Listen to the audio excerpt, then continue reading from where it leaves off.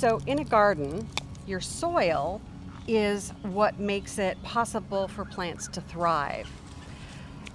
That can include the soil, the amount of water the soil gets, and also the sun that the plants get that are in this soil, the temperature.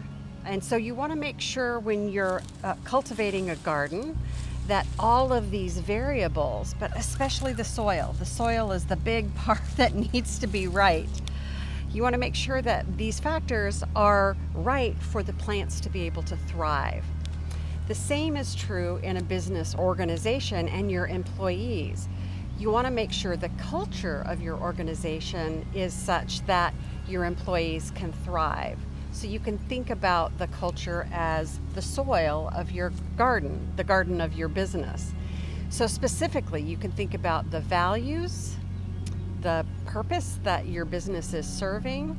Obviously, making money is a part of that, but it needs to be something bigger than that if you're going to tap into the real health of the people of your organization. You need to be clear about how decision making happens and what kind of leadership that you're going to have in your organization. How it is that you communicate, especially around conflict or when there's things that need to get worked out.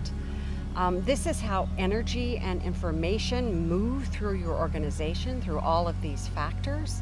And the culture that you're cultivating in the environment of your business is what allows your employees to thrive or not.